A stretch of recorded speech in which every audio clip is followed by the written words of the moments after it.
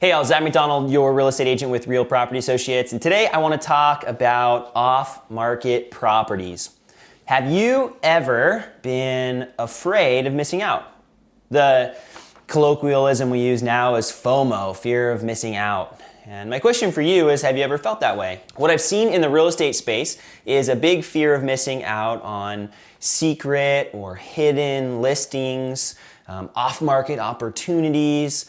In a lot of the buyer meetings that I have, people bring up that conversation. Well, Zach, we want you to be able to find these hidden gems for us, these homes that we're not seeing on Redfin or Zillow or Trulia and the other websites that they're looking on. And that's something that they point out as like something they think that's valuable in or from a real estate agent.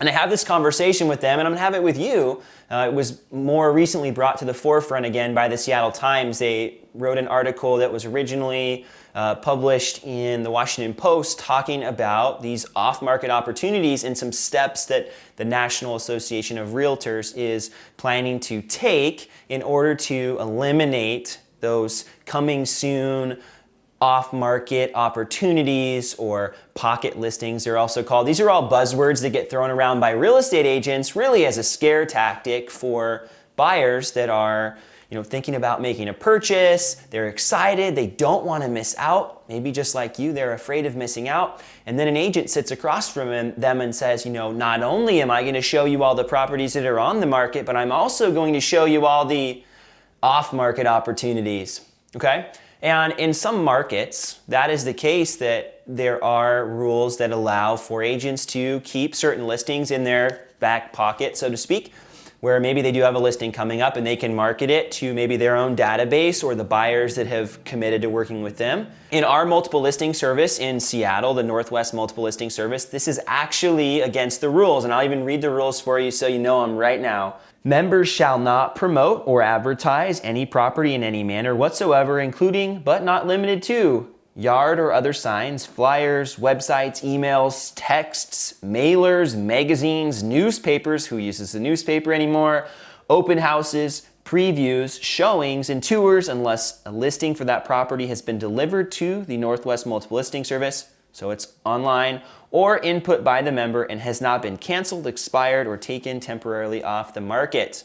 So in Seattle and in the Northwest Multiple Listing Service in general, which is most of Washington, agents are not allowed to have coming soon advertisements, pocket listings, secret hidden properties. And so if you're working with me, I'm just gonna tell you the truth. I'm not gonna try to snag you as my client because I've got all these secret off-market opportunities, because it's just not true. And so that's one of the myths that I commonly dispel in a buyer consultation. In fact, there's an agent in my office who will remain unnamed that I know who recently was passing out some flyers and as a way to maybe meet some new people and like, hey, I've got this upcoming listing coming soon, and he's gonna get fined. So it's a bummer for him, and I've been tempted to do the same thing, right? Because yeah, it is cool, like, oh, well, I've got the inside scoop, you're gonna wanna come work with me. It's a sales tactic, but in this case, there's greater transparency being pushed. And so what the Northwest Multiple Listing Service is doing is now going to be enforced by the National Association of Realtors in general. They're going to, as of May 2020, require anybody that's part of their association to any multiple listing service that belongs to their organization to forbid and have new rules that do not allow pocket listings, off-market promotions, coming soon listings. I'm part of a real estate business coaching company that has different agents and coaches different agents all across the country. And it's interesting to see some of them with their coming soon listings or, hey, off-market opportunities. So I see it, right? But I know that we're not going to be doing this. And so I think some of the big pluses, and I'm going to read a few of these, I think a few of the big positives in general are, first, sellers are getting maximum exposure for their property online.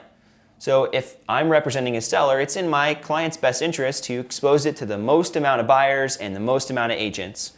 If I'm just talking to a few agents or just talking to a few buyers, first of all, they're not going to know if the price I'm getting is the price that anybody's willing to pay, because ultimately your house is worth what someone's willing to pay for it. So if I was a seller, I'd want to know, okay, I'm getting the most amount of money for my home.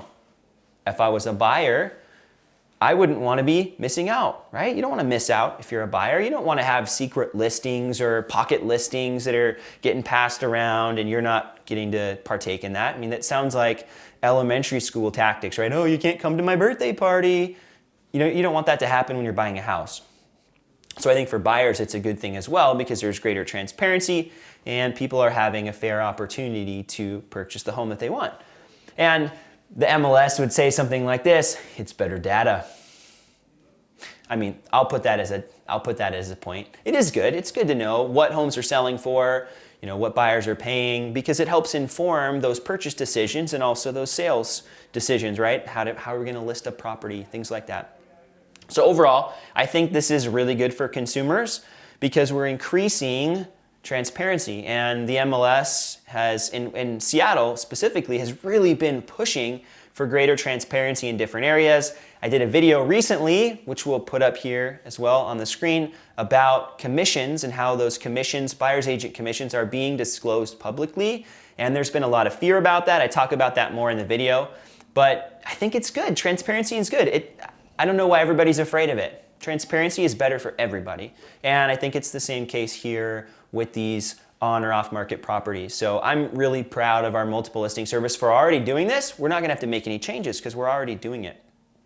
Now, with that said, and with a little bit of irony to throw into this video, I wanna share a story with you and a few ways that, well, if you really want to, you can still buy off market properties because I think it's fitting, right? A little bit of humor. So first of all, when my wife and I bought our house, we followed a few of these tactics to get a house that was off the market. And we did it within the rules. So we made, let's see, I think if I remember correctly, we made maybe 5 offers, and I'm a real estate agent. I know how to make an offer, but we were being conservative, and we found some houses that we kind of liked in some areas that were, okay, we could live there, but we were afraid, first of all, because the Seattle market was going crazy, that we were gonna miss out. And we also didn't want to miss out on this boom. We wanted to get in before home prices got too high. And that's how everybody was feeling. Well, after missing out a few times and losing these offers and not really finding anything we liked, we thought, you know what? Let's send a mailer and let's do some door knocking. Okay, so if you're going to write anything down, sending a mailer and door knocking are the 2 old school ways to find a house to buy. So we passed out letters in a couple of the neighborhoods we wanted to live in, and I don't know if you want to call it door knocking, but we talked to the neighbors as we were passing out the letters, and my wife did most of the legwork. She'd be like, you're taking all the credit for this. It was my idea, but she did it. She executed it. And we had a couple calls in the neighborhoods that we want to live in, and one specifically is the house we live in. And so we were able to talk directly with the seller. Of course, they represented us as the buyers, and we were able to make a purchase happen off market without any listing. And we met them before they decided they wanted to sell, which is completely within the rules. And so if you are a buyer and you're thinking, yeah, maybe that's what I want to do, you can do that all yourself. You can go door knock and you could pass out letters and see if somebody wants to sell. What I've found as an agent is that people are, they still want an expert in the process. And so they might have their own agent or an attorney involved. And so in our case, we were able to make that transaction happen. And I've done that for a few clients where I've sent out letters and mailed letters. Of course, we weren't soliciting a current listing because that's also against the rules, but we were able to find opportunities, maybe, that were people that were thinking about selling, but they hadn't decided they were going to yet. So we beat the coming soon, right? It wasn't an advertisement. The other thing which is cool in Seattle, if you're looking for new construction, again, this is just free pointer. I will, if I have clients looking for new construction, go onto a site called Seattle in Progress. Write that down, Seattle in Progress. And I did a video about that too, which you can watch. In Seattle in Progress, it syncs up with the Seattle government database and the permitting department, and it will put up even design reviews and design proposals so you can see exactly what's being built all around Seattle. And you can go to a specific area that you want to go, and you can start clicking on these different proposals, and you can see, oh, I want to buy a new construction townhouse. Wow, there are 7 being built in Ballard right now, and look, they started building, and you can go drive by, maybe they're almost done, and you can see, oh, okay, here's the builder's name. This is the contact information for the builder. And so I've had clients where I've been able to contact these builders, and they tell me about their agents, and we're able to have conversations and make deals happen that way. And if you're a buyer, I mean, you could theoretically do that yourself too and contact the builders and find out about their interests. So that's another free tip for you if you're a buyer. Now, overall, the point of this video is really to share that there are no secret or hidden listings, and I don't want you as a consumer to be thinking, oh man, I'm missing out. And specifically if you're in the Seattle area, which that's where I live, so that's what I'm talking about.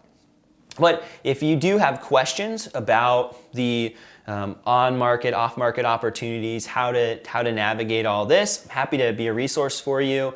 And if you do need help with the buying and selling process, I want to be your real estate agent. I want to help you out. I want to make this process fun and smooth for you. So if you found this video valuable and helpful and even reduced some of the fear that you have, I've got a couple requests. Please consider subscribing to my channel where I talk about the Seattle real estate market and other things that are going on in the real estate space. And second of all, if this video was valuable to you, please consider sharing it with somebody else who might benefit from it. Thanks so much for watching. We'll talk soon.